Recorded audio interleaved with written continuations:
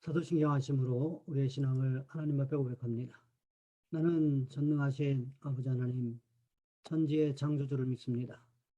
나는 그의 유일하신 아들 우리 주 예수 그리스도를 믿습니다. 그는 성령으로 잉태되어 동정녀 마리아에게서 나시고 본디오 빌라도에게 고난을 받아 십자가에 못 박혀 죽으시고 장사된 지 사흘 만에 죽은 자 가운데서 다시 살아나셨으며 하늘에 오르시어 전능하신 아버지 하나님 우편에 앉아 계시다가 거기로부터 살아있는 자와 죽은 자를 심판하러 오십니다. 나는 성령을 믿으며 거룩한 공교회와 성도의 교제와 죄를 용서받는 것과 몸의 부활과 영생을 믿습니다. 아멘. 찬송가 338장입니다.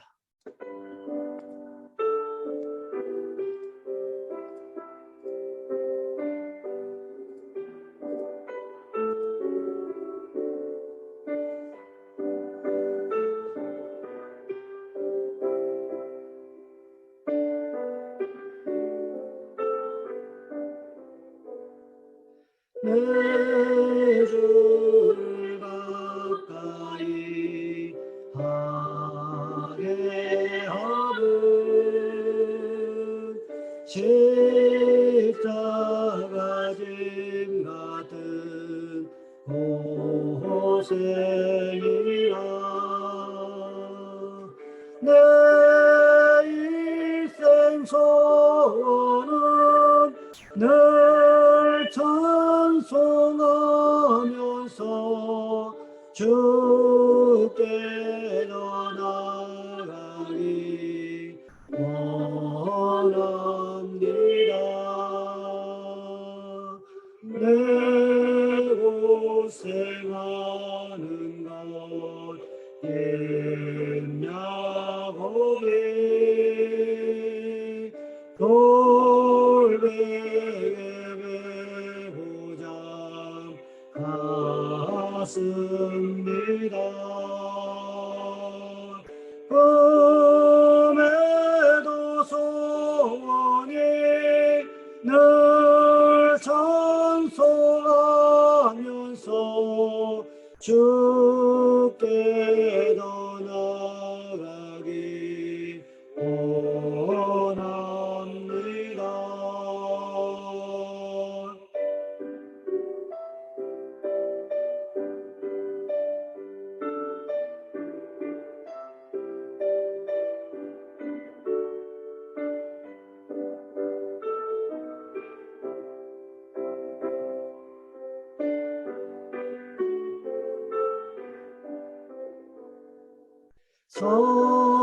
선성에 가는 길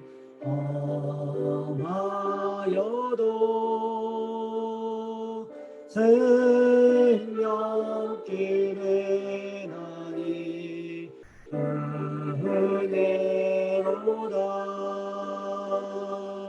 천사 날 부르니 늘 찬송하면서 주께 더 나아가기 원합니다.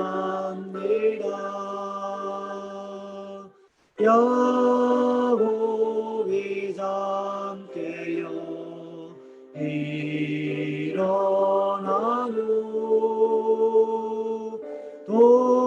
돌간을 쌓은 것 본받아서 숨질 때 되도록 늘 찬송하면서 주께 더 나아가기 원합니다.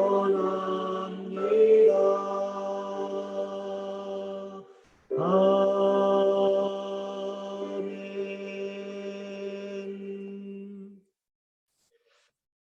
오늘 말씀 느헤미야 6장에서 보겠습니다. 느헤미야 6장 15절로 19절까지 말씀입니다. 제가 가진 성경은 구약 성경 734쪽에 있습니다. 제가 봉독해 드립니다. 성벽 역사가 52일 만인 엘룰월 25일에 끝나매 우리의 모든 대적과 주위에 있는 이방 족속들이 이를 듣고 다 두려워하여 크게 낙담하였으니 그들이 우리 하나님께서 이 역사를 이루신 것을 알미니라.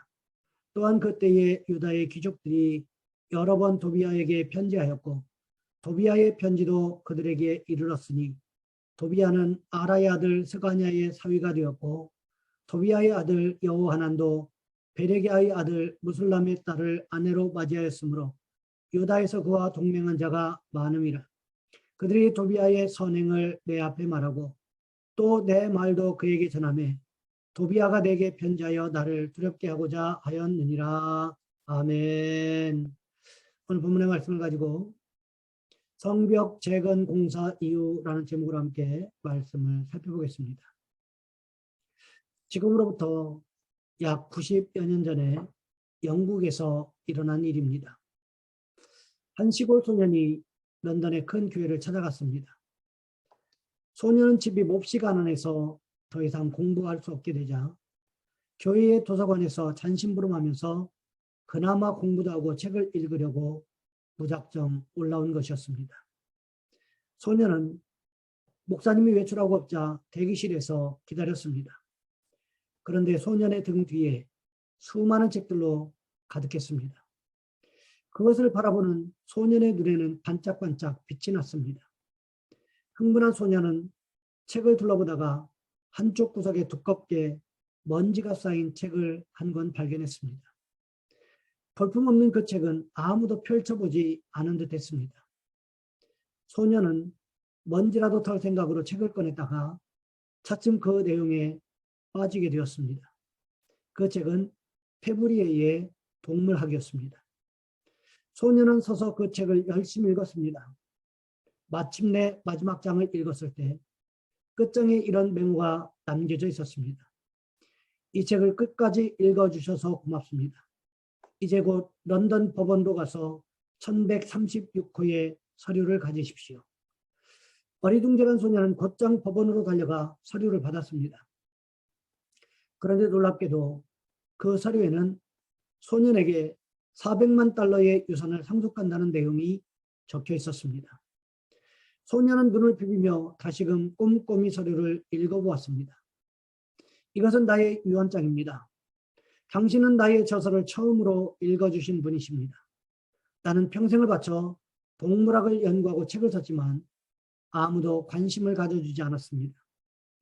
그래서 한 권의 책만 런던에서 가장 오래된 교회 도서관에 기증하고 나머지 책은 모두 불살랐습니다. 당신이 그 교회에 내 유일한 저서를 읽어주셨으니 내 전 재산을 드리겠습니다. F.E. 페브리에. 이 사건은 영국에서 큰 화제가 되었습니다. 모두들 엄청난 유산에 관심이 쏠렸습니다.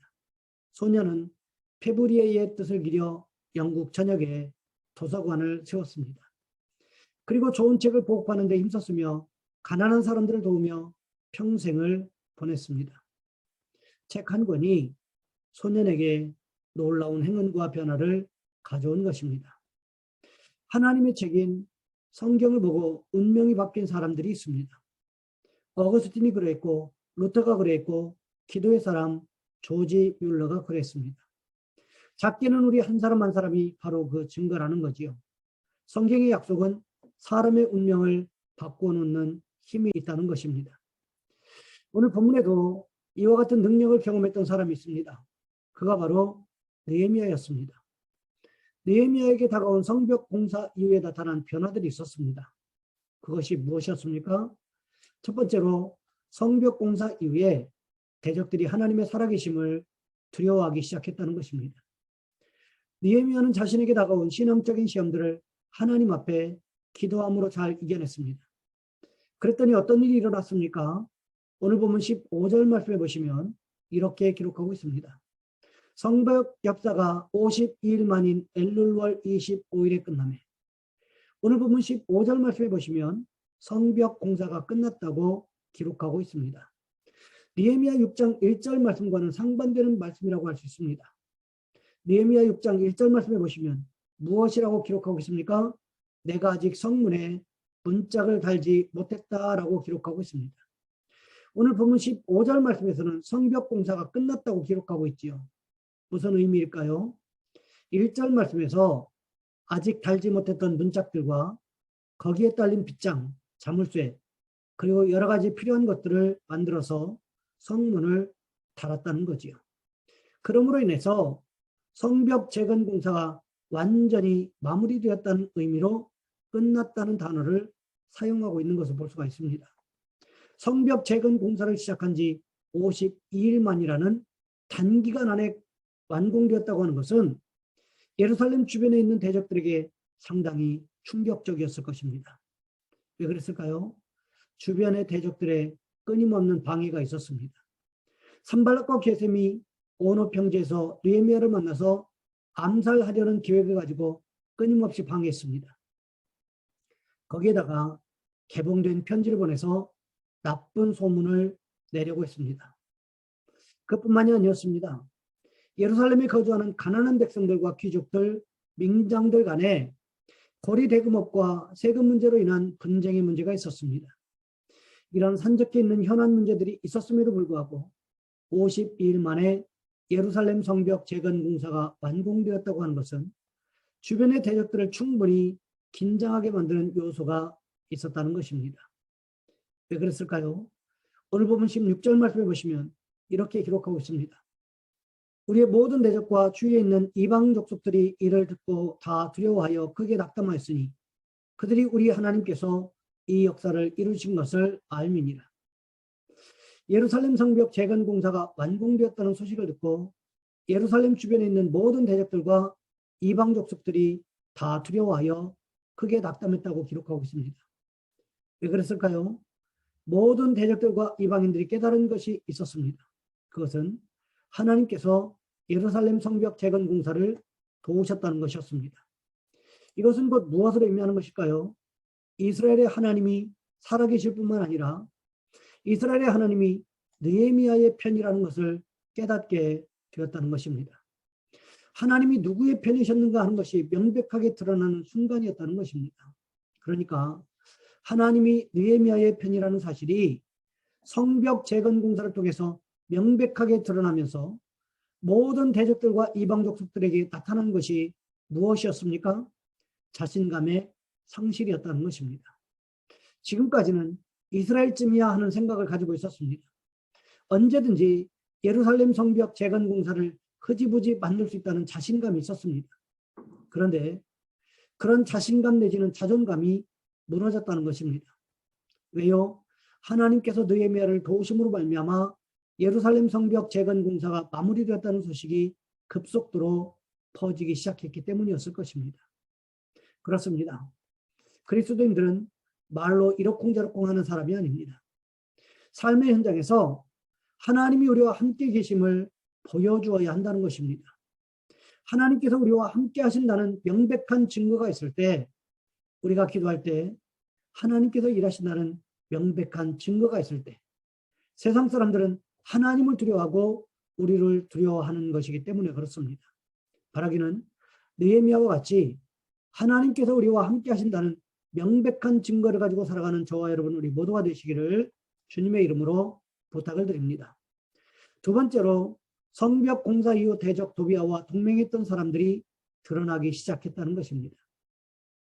예루살렘 성벽 재건 공사를 시작하면서 산발락과 게셈에게 지속적으로 느헤미야에 대한 정보를 제공해 주던 귀족들이 있었습니다. 오늘 보면 17절과 18절 말씀을 보시면 이렇게 기록하고 있습니다. 또한 그때에 유다의 귀족들이 여러 번 도비아에게 편지하였고 도비아의 편지도 그들에게 이르렀으니 도비아는 아라의 아들 스가냐의 사위가 되었고 도비아의 아들 여호하난도 베레기야의 아들 무술람의 딸을 아내로 맞이하였으므로 유다에서 그와 동맹한 자가 많음이라. 예루살렘 성벽이 재건되기까지 유다의 귀족들이 무슨 일을 벌이고 있었습니까? 도비아와 서신을 교환하고 있었다는 거지요. 이것은 아마도 이스라엘 백성들을 낙담하게 만들어서 성벽 재건 공사에 참여하지 못하도록 만들려는 공작이었을 것입니다. 어떻게 할 수 있습니까? 몇 번이고 쳐들어오겠다고 소식을 알렸던 것들을 보면 알 수가 있다는 거지요. 그뿐만이 아니었습니다. 느헤미야가 하고 있는 일들에 대한 정보를 수집하여 느헤미야를 위협하기 위한 도구로 사용했을 것입니다. 이런 일들을 통하여 궁극적으로 대적들이 노린 것은 예루살렘 성벽 재건 공사를 무산시키는 일이었다는 거지요. 그런데 이런 일이 어떻게 가능했을까요? 오늘 보면 18절 말씀해 보시면 도비야와 유대 귀족들 사이에 혼인 동맹이 있었음을 보여주고 있습니다. 느헤미야가 살던 시대에 가장 강력한 동맹이 있다면 바로 혼인 동맹이었다는 거지요. 도비야는 이런 사실을 알았기 때문에 스가냐라는 유력한 가문과 정략적으로 혼인 동맹을 맺었다는 것입니다. 스가냐는 느헤미야 3장 29절 말씀해 보시면 예루살렘 성의 동문지기로 소개되고 있는 유력한 집안 가운데 하나였다는 것을 알 수 있습니다. 그뿐만이 아니었습니다. 도비야의 아들도 모슬람의 딸과 결혼했다는 거지요. 도비야 자신이 이스라엘 백성 가운데 유력한 집안의 사위가 된 데 이어서 도비야의 아들까지도 유력한 사람과 사돈 관계를 맺고 있었음을 보여주고 있습니다. 무슬람이 누구입니까? 무슬람은 느헤미야 3장 3절과 40절 두 구절에 기록한 대로 예루살렘 성벽 재건 공사에서 두 몫을 맡아 담당했던 제사장이었습니다. 그러니까 도비야가 자신의 아들을 이스라엘 제사장 집안과 결혼시킴으로 인해서 막강한 권한을 행사하고 있었음을 성경은 기록하고 있다는 거지요. 사실 이것은 하나님 말씀에 의배되는 일이었습니다. 에스라 선지자가 예루살렘으로 돌아와서 했던 일이 무엇이었습니까? 에스라 9장과 10장에 보시면 이방인들과 통혼했던 방백들과 고관들의 죄에 대하여 기록하고 있습니다. 그러면서 이방인들과 결혼한 것이 죄였음을 말씀하면서 이방인 아내들을 모두 내보내기로 결단했던 일들이 기록되어 있습니다. 그런데 느헤미야 시대에 또다시 이방인과 통혼을 금지시켰던 에스라의 종교 개혁을 새카맣게 잊어버리고 살고 있었음을 보여주고 있다는 것입니다. 성벽 재건 공사가 완공되기 이전까지는 산발락과 도비야와 내통했던 정보를 주고받았던 사람들의 자세한 이름까지 밝히고 있지 않지만 성벽 재건 공사가 완공된 이후에는 그들의 이름을 밝히고 있다는 것입니다. 그러면서 어떻게 결론을 내리고 있습니까? 유다에서 그와 동맹한 자가 많음이라. 이 말씀에서 동맹한이라는 말은 누구누구를 주인으로 섬기기로 맹세한이라는 뜻을 가지고 있습니다. 그러니까 이미 느헤미야가 예루살렘에 도착하기 이전부터 예루살렘을 실질적으로 지배하던 산발락과 도비야와 유착 관계를 맺고 있었던 사람들, 즉 산발락과 도비야를 주인처럼 섬기던 사람들이 많이 있었던 것을 말씀하고 있습니다. 이렇게 도비야와 내통했던 사람들의 명단이 명백하게 드러나기 시작했다는 것입니다. 이것이 성벽 재건 공사 이후에 나타난 현상이었다는 거지요. 그런데요, 이것은 사실은 하나님의 은혜일 수 있습니다. 잘못된 것이 드러나는 것이 오히려 하나님의 은혜일 수 있습니다. 잘못된 것이 오랫동안 드러나지 않다가 갑자기 드러나면 더 큰 문제일 수도 있다는 거지요. 저희 어머니가 덩치가 저와 비슷했고 건장하셨습니다. 일도 웬만한 남자 장정들만큼 하셨습니다. 그러다가 어느 날 기침 감기가 벗지 않는다고 의료원에 가서 엑스레이를 찍었다가 폐에 검은 콩알만한 점이 보였습니다. 급하니까 진료 의뢰서를 써주고 부천에 있는 순천향대학 병원으로 올라가서 조직 검사를 했는데 이미 폐암 말기라는 판정을 받았던 기억이 있습니다. 조금 아픈 기증만 있었더라도 병원에 가서 검사를 받았을 텐데 워낙 건강하다 보니까 그리고 건강을 자신하다 보니까 검사받을 기회조차도 놓쳐버렸던 기억이 있습니다. 만일 그때 저희 어머니가 조기에 검사만 받았더라면 하는 생각이 지금도 머릿속에 머물고 있습니다. 그렇기 때문에 아픈 것이 드러나는 것, 문제가 드러나는 것, 그것은 고칠 수 있는 기회를 주시는 하나님의 은혜일 수 있다는 것입니다.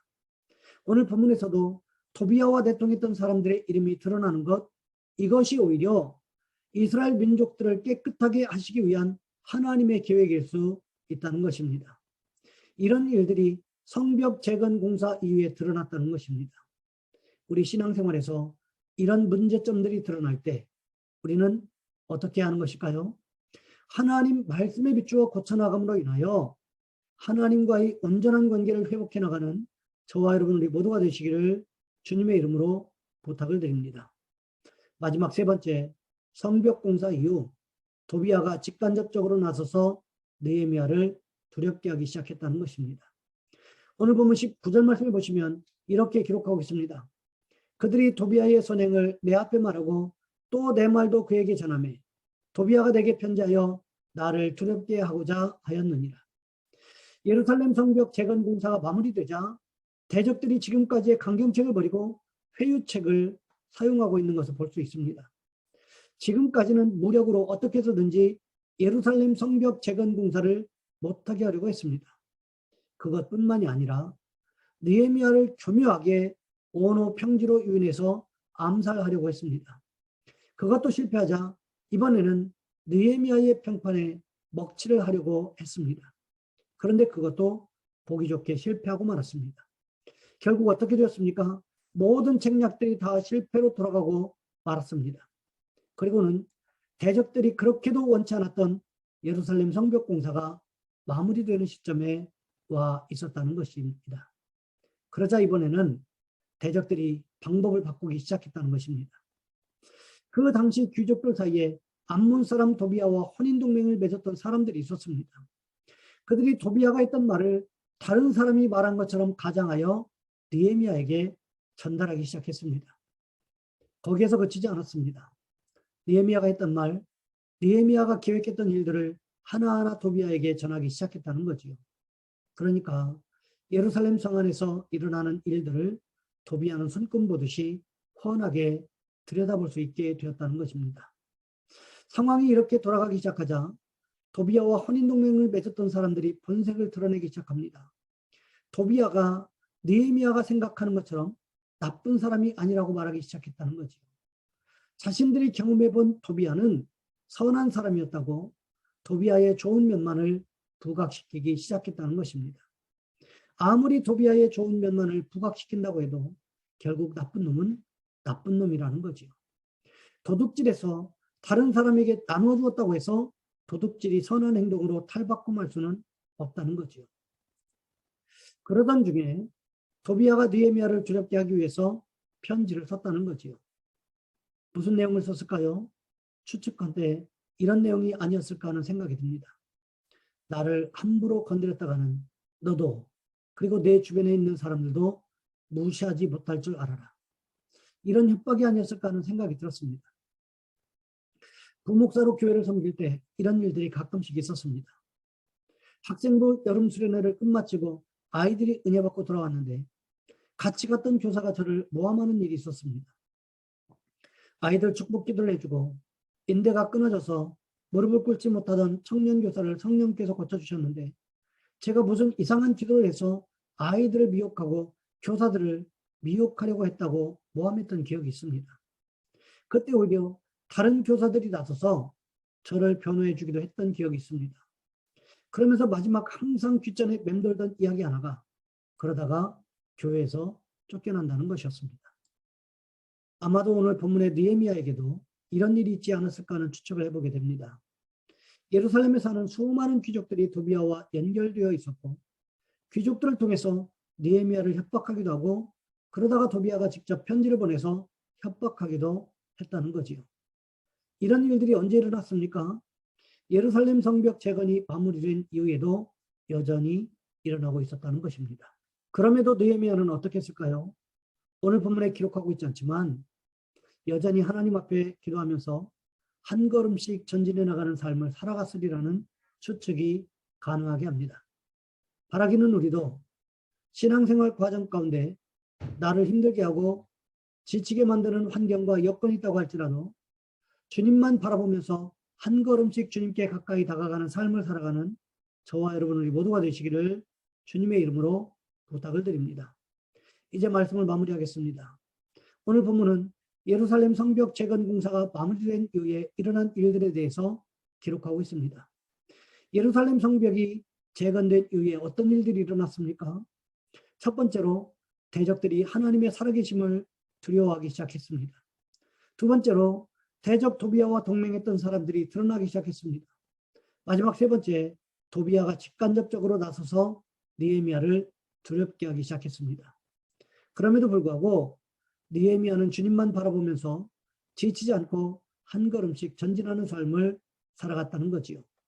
바라기는 우리도 우리의 주변 환경과 여건이 우리를 힘들게 한다고 할지라도 오직 주님만 향하여 나가는 믿음의 사람들이 되시기를 주님의 이름으로 부탁을 드립니다. 이 시간 기도하겠습니다. 하나님, 우리도 느헤미야와 같이 환경과 여건을 바라보는 것이 아니라 하나님만 바라보며 지치지 않고 한 걸음 한 걸음씩 전진하는 삶을 살아가게 하옵소서. 우리도 느헤미야와 같은 믿음의 사람이 되게 하옵소서. 이 시간 우리 한 목사님 함께 기도합니다. 사랑의 하나님, 우리를 도와주시기를 원합니다.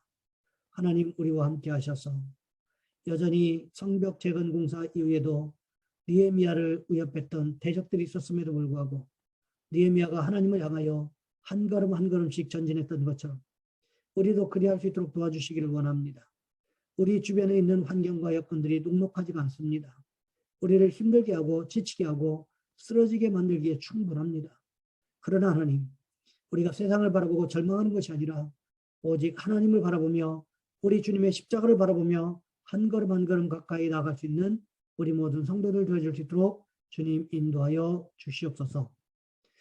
이제는 우리 주 예수 그리스도의 은혜와 하나님 아버지의 극진하신 사랑하심으로 성령님의 교통하심이 이후로 환경과 여건이 우리를 힘들게 한다고 할지라도 여전히 하나님만 바라보며 한 걸음씩 전진하는 삶을 살아가기를 소망하는 우리 모든 성도들 위해 이제로부터 영원토록 함께 하시옵기를 간절히 축원하옵나이다. 아멘.